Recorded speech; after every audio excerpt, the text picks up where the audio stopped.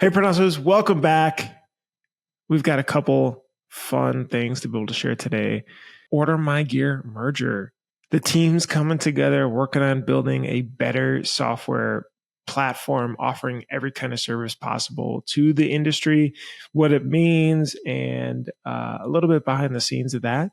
We've also got some AI stuff, some Sandmar, cool innovation that they're working on, and most of all, this very neat book by a tech entrepreneur and investor, Ben Horowitz. And I think the things that really apply that he talks about in his book to shop owners. Bruce, it's one of my favorite books. We ran a whole offsite on it, so I'm super pumped to share some of those best quotes. But this podcast would not be possible without some very, very special sponsors. Bruce, lead us off. Multicraft Daddy. I was just talking to Dave on the phone the other day, actually. So go to Instagram. Dave's always sending these out. Open up your Instagram app, multicraft_daddy. DM him your email address. He's sending out a bunch of stuff, including PMI tape and really cool other things every single week. And he shares who he sends it out to, actually, with a neat AI video. So that's really awesome. So appreciate Dave and the Multicraft team for being a part of that and being a part of the industry for over 50 years. They've been providing shops with top brands at competitive pricing. And if you mention the pod, you also get 10% off your first order. I actually just referred Dave over to a shop. A friend just bought a business in Chicago. So I was like, hey, look, you got to get synced up with Dave and get ramped up. All right, Bruce, I want to tell you about Stalls. If you're ready to take your custom apparel to the next level, Stalls is the leader in heat printing solutions. Whether you're a small business just starting out or an established brand that is scaling, Stalls makes the hustle easy. They're here for you so you can simply heat, press, and profit. You can get equipment, transfers, and support for your business and start and stay ahead. If you visit stalls.com, you can buy DTF transfers and you can get 20% off using code Hustler20. We use Stalls a lot for a lot of their PVC patches. I'm wearing them right now. And all of their 3D stuff is super, super cool. So we appreciate you, Stalls. Thanks so much. GraphX Source. If you need a solution to improve efficiency and reduce costs in your art department, GraphX Source offers industry-leading outsource options for your shop by truly becoming a part of your team. They plug and play with Printavo and a bunch of other shop management tools. And, SEPs, mockup, creative art, digitizing, all that good stuff. They've been doing it. They have so many shops that they help work on these processes with for over 40 years. They've been around for quite some time. Mention Printavo Pod 24, Printavo Pod 24, that gets you 50% off your first vector, SEP, or digitized order. Sweet. EasyWay is launching a monthly giveaway program to give back to their amazing customers. Each month, they're giving away a $250 prize. It's super easy to enter. You can go to easyway.com/giveaway. Make reclaiming screens a whole lot easier with EasyWay systems, chemicals, and equipment. Don't miss their new monthly giveaway. You can win $250 of products. We use EasyWay in our shop, 841, 701, 842. I haven't seen it in a minute. But someone asked me the other day, what do you get from EasyWay? And that's what we get. They're super, super helpful to us. They've got tons of resources. They're always there to help. You can buy it through so many different distributors. Wait, and the giveaway too. Easyway.com/giveaway, $250 every single month. Let's get to the show. I used to just drink regular black coffee, and then Chrisette got me into, you could actually have the caffeine, but it tastes not like shit. And so she showed me different lattes and stuff. And the cappuccino and latte and I don't know, the different levels of milk. Now I have a machine at home that I'm like trying to perfect. It's really hard. Like the Americano has this much. You need to get that chart or whatever. Yes, it's that, but it's also the frothing the milk is the problem. Oh, do you have a little milk frother, like the little thing that sits on your... Well, I use the steam one like they would at a coffee shop, but it's hard to get that, let alone to get a cool pattern, a heart or a flower, whatever they do. Oh, do you try to make the patterns? I do. Every morning I try. I saw a company once that can print a pattern of the powder. Have you ever seen that where they put a QR code and stuff? Yeah, I did see that because we used to get them in Chicago too. Yeah. Barista Bruce, open for business. News flash. Uh-oh. Hold on to your seatbelts. We got some fresh news from the news corner. Is everyone sitting down? We have some industry news. Bruce? All right, let me read the title. Inktavo and OrderMyGear merge to expand industry-leading solutions for branded merchandise businesses. I feel like in the software world, that's pretty big. Seeing it from the background, I'm not like super active in all that stuff. I get the updates and everything, but they've been working on this for quite some time. Yeah, I mean, that's pretty big. And also, did you know that OrderMyGear has also made other acquisitions internally? They have bought a company called Bright Stores, which is more for on the distributor end, like promotional products, company stores, that type of thing. Distributor Central, which is like a big database of products, and they organized all the SKUs in there and allow people to pull those out. And then a newer one, Aturian, which is more for promotional products industry also. But I think it's like more on the management side and presentations and, more the Printavo, but for distributors. But yeah, that's pretty wild. So Bruce, I have some questions because when this happened, you kind of gave me hey, there's some news dropping. Hold on to your seatbelts. I'm like, all right, here we go. This is a big one, right? And Printavo, how many employees are at Inktavo now? Printavo was kind of merged with Inksoft back in 2021, 2022. They also bought a company called Sign Tracker and another one called Clarity Software. And so altogether that's probably about 100 to 110-ish. And OrderMyGear has got a similar footprint, right? Yeah, I believe they're about 120 or so. Wow. So can you explain in basic terms, why does this happen? Why do tech companies do this? Why do they merge? Why do they acquire each other? This is outside of the printing industry, just for those that are listening. This happens all the time, like literally all the time. Could you explain why this happens, what it means, maybe just like why it happens? Sure. I mean, I think there's a couple of reasons why it happens. There's investors who own these businesses see that, hey, we can do more without having to build. We can buy instead of build, essentially, to be able to get to where we're going. I think they also see that, wow, both of our different companies, OrderMyGear, and this is sort of me speaking off the cuff as well. I don't have a media script thing written. They also see that, wow, okay, e-commerce is pretty important, but we could always use improvement on making e-commerce better. Well, OrderMyGear, has a really good product for more of the team dealers, but also they do some corporate stores and some other stuff, but that's more so their niche. So why not, instead of us try to get into that space and ramp up sales and ramp up marketing and ramp up products and everything, could we acquire our way into it? Could we merge our way into it?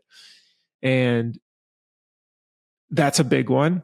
I think if you go back to, just tech companies in general, right? Remember when Facebook bought Instagram or Google bought YouTube? It's like the same exact thing. Well, this is sort of the new trend. This is where things are going. We could spend 5-10 years building and getting into this, or we can merge or acquire our way into that space. And I think that's where both of these companies see the potential to combine forces. And that was kind of what Inksoft and Printavo first did, right? And so there's like a 1 + 1 = 3 effect, right? Can you, and I think there's a lesson here for print shops, right? Because, we're in the industry, we run our print shop, we have a lot of friends in the industry, and we don't really think about these things and why they happen, right? But when when two companies merge, and they each have different market share, right? OrderMyGear is heavy in team stores and, different segments. And they put their heads together, they can create something that's way more powerful for a lot of different reasons, right? But also you can start to understand what like shared resources are. So Bruce, can you talk a little bit about how like shared resources work, why it's beneficial to, like engineer with one thesis and those kind of things when you're looking at like consolidation and merging and things like that? For sure. I think the best example is Adobe, really. So, if you look at Adobe, they've got every creative product under the sun. They've definitely missed some trends, maybe in the web design area with Figma and some of those others that popped up, but they've got a pretty, robust suite of products that help you from design, video, and photo, and all the other stuff. Not only that, but the products integrate like pretty well.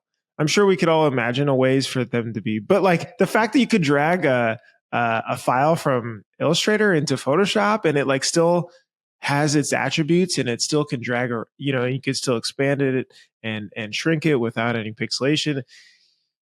That's pretty cool, right? And so they each have their independent pros, but then they have these really cool integrations too.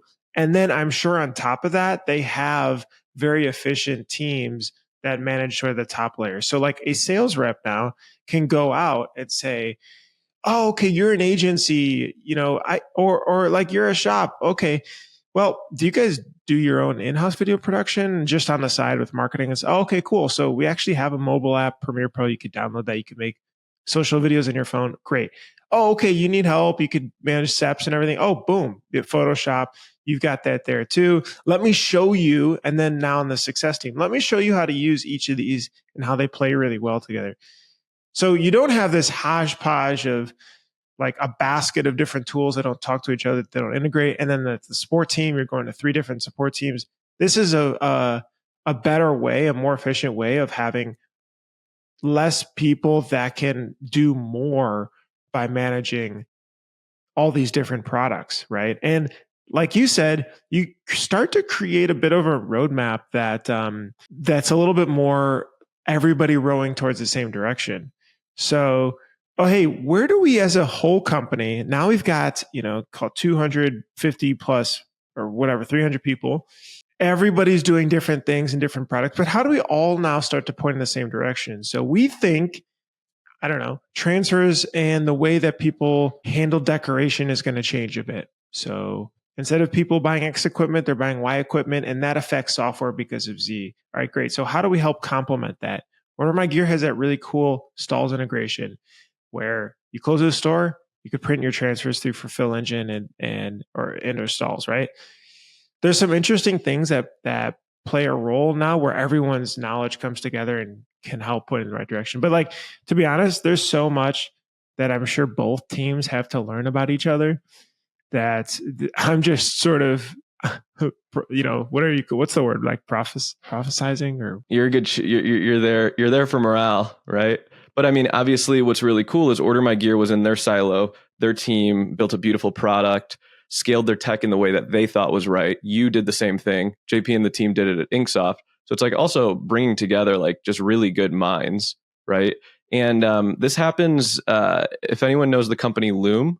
So like the company that bought Loom was actually started at U of I. Bruce and I went to school with their founder. It was bought by a company. It's called Atlassian, and they're the ones that bought like Trello, right? And so they're really trying to figure out, okay, what are the different use cases? And so when you see these companies like Monday.com or Notion or Trello or Asana or Gusto or HubSpot or Salesforce, the way they got to the beauty and scale that they have is growth by acquisition, growth by consolidation, growth by merger, like bringing together the OrderMyGear engineers and the Inktavo engineers, and then saying, okay, now what can we build that's incredible? I think the upside is really a beautiful thing. Could you maybe debunk some myths when companies consolidate? Because you start to see in the forums like, oh, okay, prices are all going to go up, or can't they just focus on one thing or whatever? Can you maybe debunk a little bit of that? Yeah, I mean, there's a really great product team now. They're rolling stuff out quickly. They actually plan quarterly roadmaps. I think that what they do better too is they commit to work that actually can get done. There's just so much work of maintaining the platform to keep it running,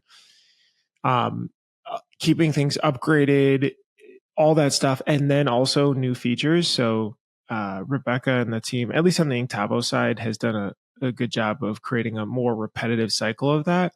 And then pricing wise, I mean, they only will charge what I think they can, what the market essentially can bear. There is lots of competition still, right? There's not only just homegrown tools and, patching a QuickBooks with a Monday and, manual tools, I'll call it, but there are other competitors still. So it's not like there's unlimited pricing. I do think that they will try to charge what they feel the value is that they continually add to the platform that they bring to shops. I would love to see ways where just all software companies can appropriately charge based on the company size instead of maybe 2 or 3 plans. It's more scaling based on the value add. It's a lot more difficult in practice than it actually is, but I don't have any idea if that means that, now prices are going to change. I mean, there are some economies of scale in the back end, right? Like imagine you bought another shop. You don't need 2 payroll systems, for example, right? So let's just pay for 1 payroll system, right? So there's some cost savings as far as like administration services, we'll call it. Those are some of the efficiency things. To be honest, on the front end, I would love to see now more of these tools integrate seamlessly. So one-click integration. And I know obviously you guys have had Printflow that does OrderMyGear and Shopify to Printavo for quite some time. And whether that, is brought in however that is done, or so many people use so many different tools now to do all kinds of things. So can orders just easily flow from system to system without, having to connect this field to that field and this field and that field and this field and that field and so on. And then it sort of works, sort of breaks. That would be really cool if they could build that. That's what I'll talk to, shops that are worried about like prices. So when I started using, I spend a lot on different subscriptions, right? But like, when I started using Gusto, right, it was at a certain point and I probably am paying, we have probably 70 plus employees on Gusto. We're underpaying for Gusto. We were for a long time, right? Now I swear by Gusto. If you took Gusto away from me, like it is the best HR tool and there's anything better, right? When we started using Klaviyo for only like 5,000-10,000 emails, right? I think we're paying $50, $60, $70 a month. I think we're paying $2,000 to $3,000 a month for Klaviyo, maybe even more, right? It manages 400,000 customers that do all of our e-commerce and D2C sales, right? Like when I first started with Shopify, it was the $50 a month plan, right? Now we are on Shopify Plus, it's $2,000 a month. And for all the other Shopify instances, we probably spend $60,000 to $70,000 a year on Shopify, right? Like we integrated with HubSpot, we got that working. Well, I started with 3 users and now there's 12 users and it's $75 a month. Same with FrontApp, same with Notion, same with Monday, all those different things. But if I take all the technology that we use at Campus Ink, right, and all the subscriptions we pay and all that stuff, it is still less than 1% of our total revenue. And I just think about how many employees it saves and all those different things. And so you want to think about technology as an employee and what that costs per hour and how much you rely on it, right? And if that makes sense in your head, then the price is almost negligible, right? And it's like, well, Klaviyo, every time we send an email to one of our segments, it could be worth $2,000 to $4,000, right? And so like I want the Cadillac, I want the Rolls Royce of email sends, right? But it's I think it's an exciting thing for the industry. This is a big one, Bruce. So congratulations to you all. It's cool because I saw trade show number 1 in 2017 with you, and there was the Inksoft booth and the OrderMyGear booth, and you'd kind of like, hey, we're over here. And then you'd be like, oh, what are they building? Kind of like a little bit of an arms race. And less than 10 years later, you guys can put something together. And that goes to show in our industry, the relationships are everything. You should start talking, if we talk about exit plans and we talk about what you want to do with your business, if you got 5 other shops that did $2 or $3 million and you all had a specific niche and you could put those businesses together, it could be worth a lot of money, but it could actually be the next stage of your company. So I think it's a lesson for our industry of what it means to partner and continue to build these relationships. And even though they might be your enemies or frenemies or rivals now, they could be your partners in the future. So I applaud you guys for always doing that. That's cool, man. I appreciate that. And that's all James and the team and Leo, who's the CEO of OrderMyGear and them. But yeah, I think it'll be cool to see what combining their knowledges together they can do. I mean, just we don't know a ton about team dealers, right? I mean, we're always learning, and that's kind of a different world than just decorated apparel and vice versa. So that'll be fun as the teams start working together more. I think the other cool part about it is like OrderMyGear on the pricing side had a different model than, Printavo and Inksoft. And so now there's like a solution for, at least for now, like for everyone, like, okay, if this doesn't work for you, well, OrderMyGear has this that'll work a little bit better for you, right? And so when you think of someone like an industry leader like Matt Marcotte, he literally is like a sous chef. I mean, he's a chef that he can be like, okay, I think you guys need this for this and this and this reason, or I think you guys need this for this and this and this reason. And it's not like you're bashing anyone. You're literally placing them into the right product they need, right? As like a car dealership, if you're getting, base model versus the Cadillac. So super, super cool. I've got, can I show you this video real quick? So this is a video from Sanmar of their brand new, so this is their new facility. Thanks, Chris, for posting this in Virginia. And I was blown away. I mean, look at this. Like, boxes are folded. They're taken from flats. Somehow it looks like a machine folds them, tapes them up, drops them into a line. I don't know what's going on here, but it looks like there's bins of goods that go over to the people that are packing the boxes. Maybe Sanmar's going to have someone to join us who helped design this facility. But this thing looks crazy. What is this? I mean, the bins are like dropping down and going to pick them. It's like Willy Wonka would be very impressed.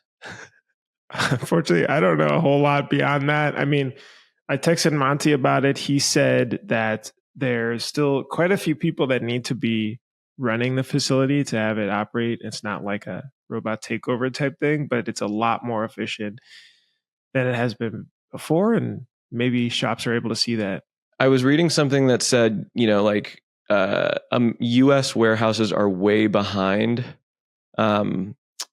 like China when it comes to warehouse automation and like robotics. And I think there's been just like a huge, as more jobs, as manufacturing might be coming back into the United States, there is now the need for more technology, more automation to reduce labor costs and really, really like dial it in. So I think we're almost late to the game, but I was talking to Justin Lawrence and he's like, dude, in 10 years, there will be robots doing this stuff. Like there will be people and, I don't know. But it's super, super cool. And it's like, it's beautiful to watch. It almost is like ASMR, warehouse ASMR.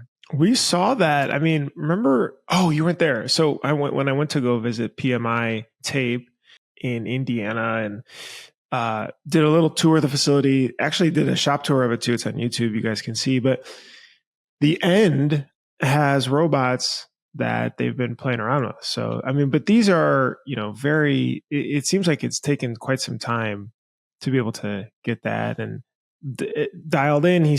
Andrew was talking about all the like odds and ends of grabbing tape and putting it in a box and it maybe puts it in crooked or whatever. The box is this way or that way and handling all these funky edge cases, but putting things in the box, stacking them, taping it, and then moving it off to the side to be put it on a bunch of pallets. Yeah, pretty cool, right? That thing could just keep running and running, but I don't know. It'll be interesting to see where it continues to go. I talked to last time. You guys maybe remember the AI-based purchasing module. So if you want to see the prompt, email me, bruce@printavo.com. I could share this with you. This is the prompt that can allow you to handle purchasing of an invoice. And by purchasing, I mean it just adds it to the shopping cart, and then it actually reviews itself and can tell you if anything is flagged. And it's also only from one website. So if you have to buy stuff from a couple different distributors, it's not there yet. So I wanted to try this. ChatGPT released literally 24 hours ago something called Atlas, which is a browser. It's like Google Chrome, but ChatGPT's version. And you can have ChatGPT along the right side of the panel to allow you to talk and execute actions in the browser. My thought is, wow, okay, cool. Now can we allow it to be able to handle purchasing if it's just clicking through and doing all this stuff right away? So wrote up all these instructions, talked to it, gave it feedback, went back and forth. We tried this on SNS's website, and it does work. It is really cool in that it clicks through and does it, but it is so damn slow. It is so slow. I mean, it's like the watch and paint dry type of slow. And again, maybe this is a V1, VO1, whatever the deal is, but it's kind of painfully slow. It is very cool though. It does add it. It does tell you if anything's flagged to bring up. But it goes one line item at a time. One line item at a time, looks at the line item, and maybe that's a way to optimize it, ingest all the things into, some saved memory, and then be able to click and execute. But it's like click, the color. Okay. Now scroll down and it goes that. And then click the box for small. Okay. Now enter in one. Okay. Now go to the next, you know what I mean? And so you're talking, I don't know, 5 maybe minutes or so to add stuff to the cart for an order. But there's so many other use cases that I think about, right? Like if you understand, and here's the thing, go to chatgpt.com, hit agent mode, and find a repeated task and just type it in and let it run. Because if it gets stuck, it'll say, do you want to take over the screen now and show us how to do it? Right. And so if there's like daily things that you do, like that are in a browser, it's not just purchasing or whatever. It could be a lot of different things. Like I have it doing a lot of news aggregation, just like finding the most random things for me and just feeding them into a Google sheet. Right. And it's pretty idiot proof. I hope, and maybe part of this merger can bring, I know purchasing is a big deal. So it seems like the API based purchasing is still the way to go. And yeah, because you still have to for the API based purchasing, it's literally hitting the entire database at once, almost taking a matrix and pushing it over, right? Like it's not just and I think it's a lot more foolproof too. So we'll be pumped to see when Inktavo and OrderMyGear can do something like that. Steven, you shared this really cool book with me a while ago. It's called The Hard Thing About Hard Things. And it's by a guy named Ben Horowitz. Highly recommend if you love nonfiction in tech, especially. Ben Horowitz is one of the sort of OG internet cowboys. He was on the ground floor as the internet was being built. He helped run and scale a few different internet-based companies. And I say internet companies because that's what the age was, right? At that time, they were called internet companies. Tech companies, internet-based companies. And he went through some of the highs and lows of growing the companies.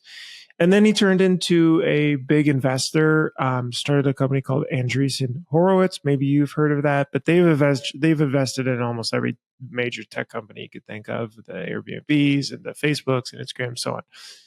Anyway, the book is incredible. So thank you, first of all, for the referral. I love these old, war stories of running businesses. They are so, so fascinating. And I took a bunch of different quotes that I've thought or that I pulled out from and wanted to share and just talk with you about. So yeah, this has been someone gave me this book. We did our entire offsite about this book. Kevin Baumgart came and taught it, and he came up with his 6 favorite quotes and lessons. And the coolest part is like some of the problems that he was dealing with are like early 2000s. He's like, the internet was coming and we were going bankrupt and we were running out of money and I had to do this and I had to call that and I had to lay off 100 people. And it's just all these different things. But like, it's almost like a diary a little bit. So Bruce, why don't you kick us off with a couple of your favorites and let's discuss them. Yeah. Wait, did you guys, so with the offsite, did you ask everyone to read it or you just brought summaries in to say, hey, here's the... Yeah, we just I think Kevin he did like a top 10 list. These are the 10 takeaways from it. And then had a discussion based on it, which was super good. Just thought-provoking discussion. Okay, so one quote, the first one that I had was, I believe in artificial deadlines. I believe in playing one against the other. I believe in doing everything and anything short of illegal or immoral to get the damn deal done. My takeaway was having a sense of intensity, but also being able to play that intensity at times and not all the time with the team. So, right. So people inherently will fill the vacuum or time given with a task. If hey, can you think about how we could do a marketing campaign? I need this done by the end of the month. It'll probably take them to the end of the month. If you ask the same question, hey, can you give me something by Friday? And that's 2 days away. They can be able to create something by Friday as well. As in, people rise to the occasion, I feel, most of the time. So creating artificial deadlines, not only for the team, but for ourselves. I think this, and maybe it emphasizes ourselves even more, because or else your task list just like, there's always a to-do, there's a next to-do, and there's a to-do that came up today. But if it has an artificial deadline for ourselves, I feel like it helps me a lot. It's something that I do with my team, and I'm teaching my team how to do it with their leader, like as leaders. A lot of times I put a lot of pressure on our company, like a lot, almost sometimes to a fault. But I'm almost giving them a challenge. And so if I just want them to go learn a different tool, hey, I want you to go learn this. I think it's going to be super helpful. I could just tell them, hey, I want you to go learn this. And they might be like, okay, Steven, like I'll save it. I'll do this later. But instead I'll say, hey, I'd like you to learn this. And by next Monday, can you give me an update on your findings, please? And sometimes I'll say, I'm having a meeting that following Wednesday about it, and I need to know everything about it on Monday. And it's almost like, okay, I need to block time for it. Or, hey, I want to launch this design this fall. Sometimes I'll just pick a date. I want to launch this design on October 15th. And so sometimes people will then push back and say, is there a reason that it's on October 15th? And I'm like, yeah, that's when I want it done. Right. But it's something I do it with our younger team. More of an older team is a little bit more mature and can set harder deadlines for themselves. But what people are really good at holding themselves to deadlines? Like in school, we did everything last minute. Nothing else changed. I mean, it doesn't change. So I just set those last minute dates earlier because I'm like, okay, this is 4 hours of work. I just need you to take it seriously. Do you think that ruins trust? In setting artificial deadlines? I mean, I've made the mistake where it's too aggressive of deadlines, and I don't know if that breaks trust, but it definitely doesn't instill intensity because it's like, well, there's no way we're really going to hit this. Like, I don't know why this is set. But we do it with our fitness, right? Like I'm going on a run. No, I'm going to run for 30 minutes and I want to run an 8-minute mile or a 9-minute mile, right? So we're setting goals, we're creating boundaries, like we're creating a place for us to work in. And if you're not already setting deadlines, you should do it everywhere in your business.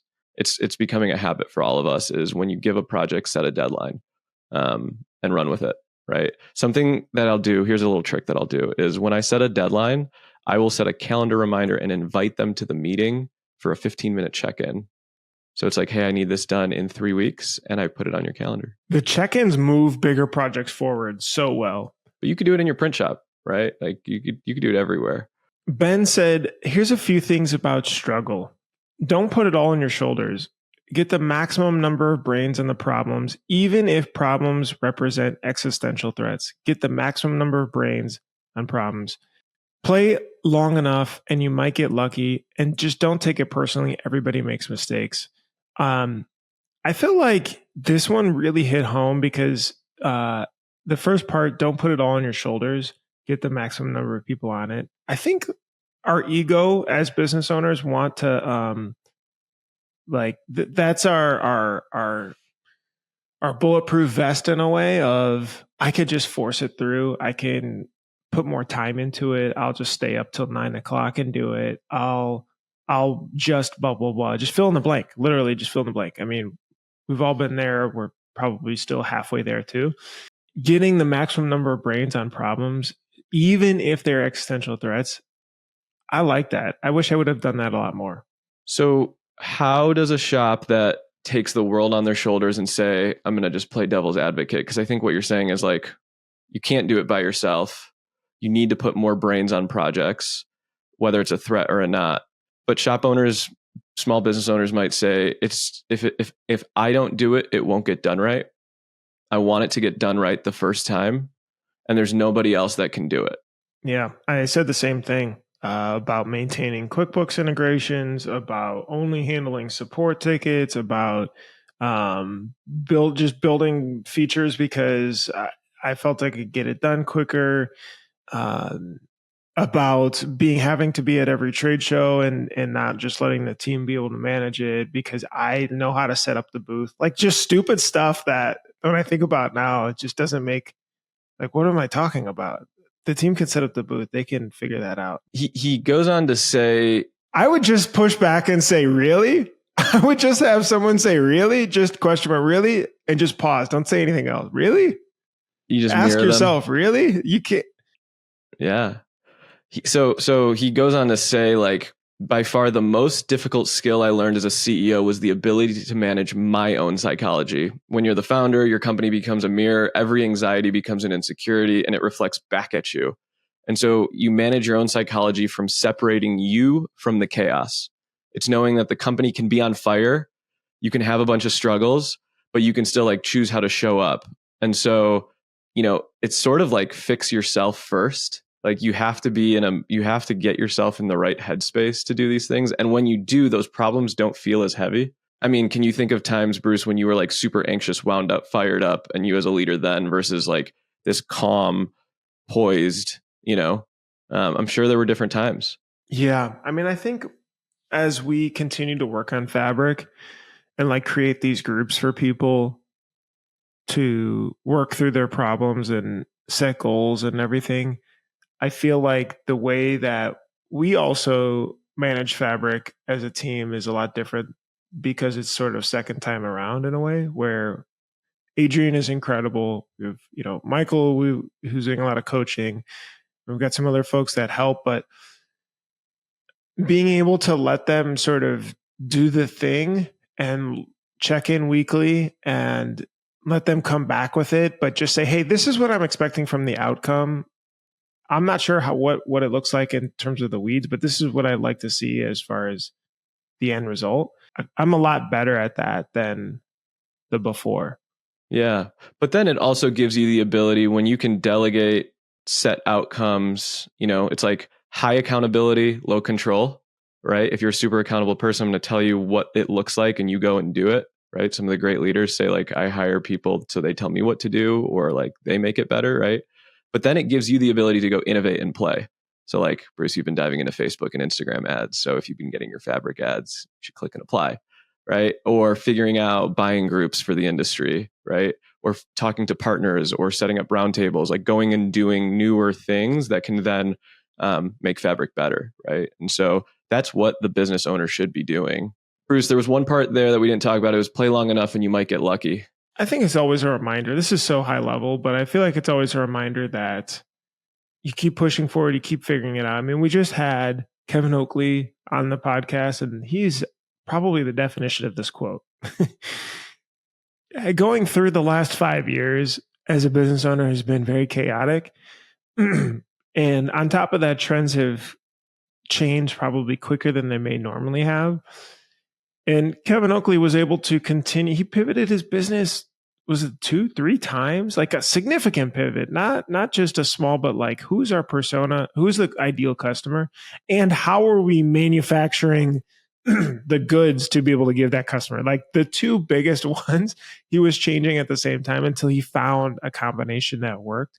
And he played long enough to make it work. And now they're able to scale that process. That's incredible to see. That's tiring. I get tired just hearing that story again. And this is where Ben Horowitz says, with the luck, like there are no and I get a lot of questions from shop owners like, I need to solve this problem. What can I throw at it? And Ben Horowitz says there are no silver bullets, only lead bullets.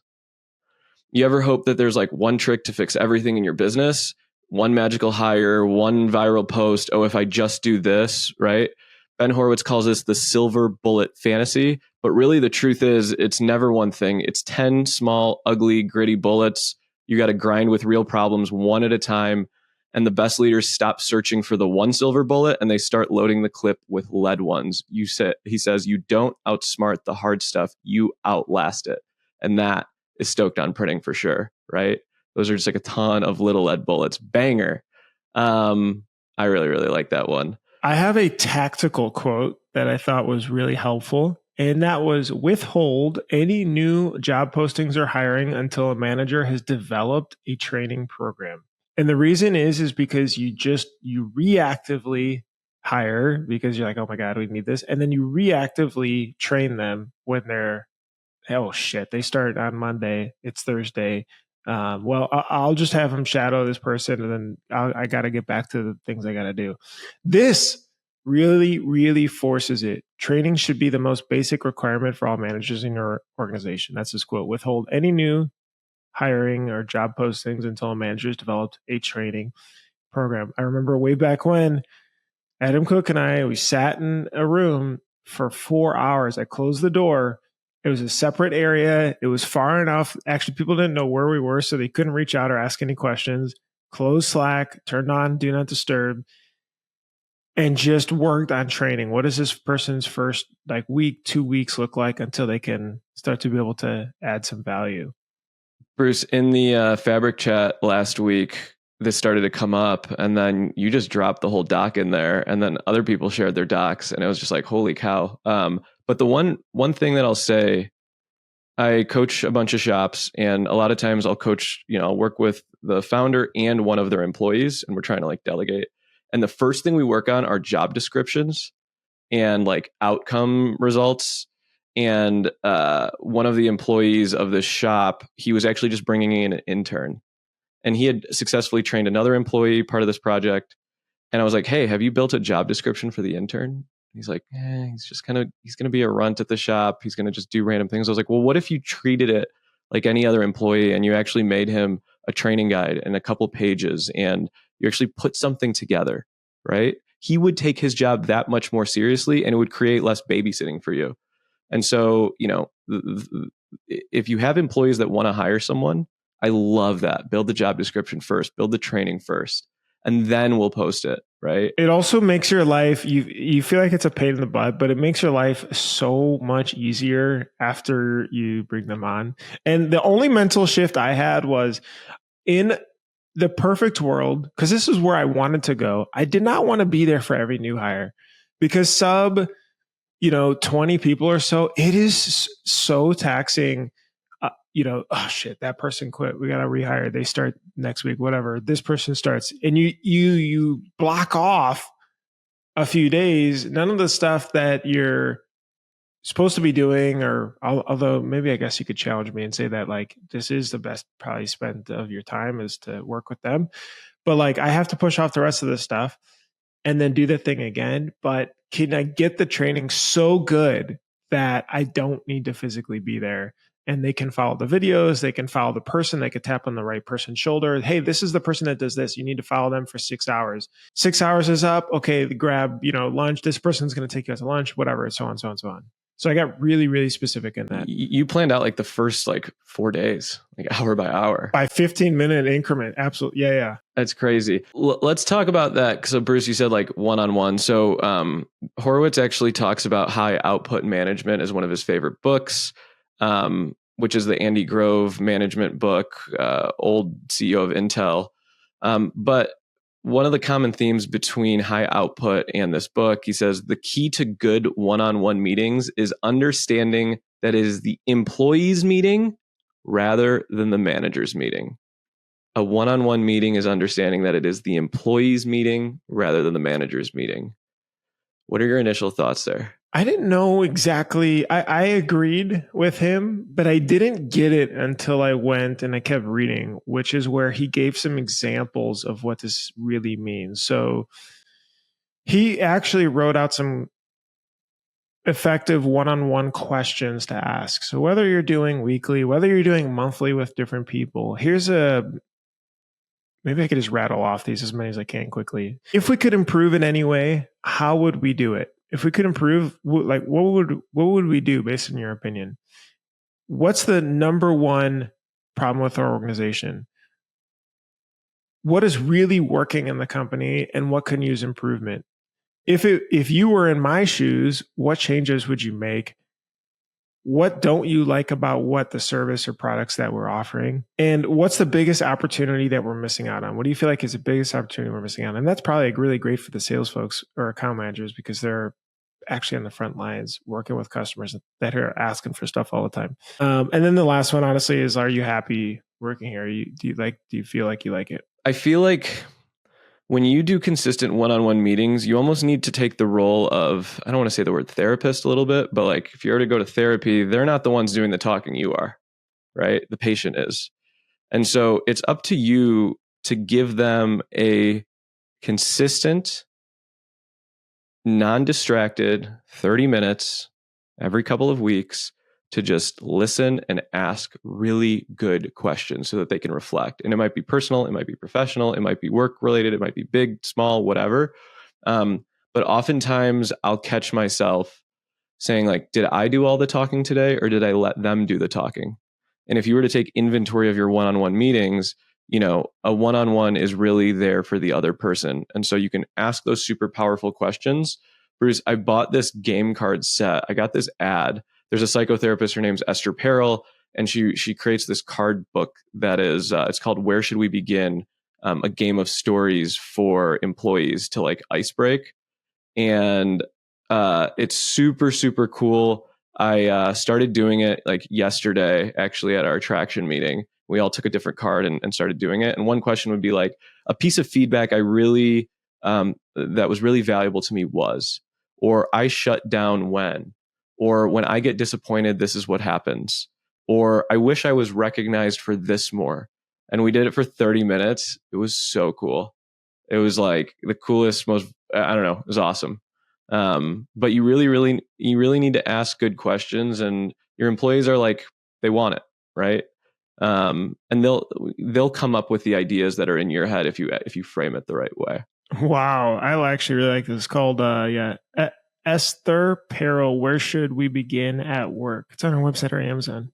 Yeah, there's one for like relationship psychology. There's a lot of there's some different ones on there, but the one for work is pretty cool. She's got some cool TED Talks that are interesting. But I started getting an ad for it, and I was like, yeah. That was fun. I like discussing that book. You'll have to share some stuff on the high output management. I haven't done that one, but I've heard some good things. It's a dry read, but it's really, really, really, really freaking good.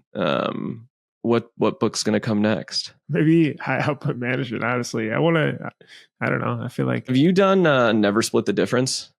The FBI hostage negotiator? No, I've listened to some podcasts and stuff on it, but I've never. It's pretty good. We might. It's a really. I've been using it a lot lately in teaching our team how to negotiate and work with people and stuff. So maybe for next year's book review, we'll give you a year to read it. Yeah, please. All right, drop in the comments too if you guys have any other business books you feel like you've liked. Would love to be able to share more about them. Print Hustlers, see you at Print Hustlers Conf. It's coming up right around the corner in Chicago. Have an awesome week.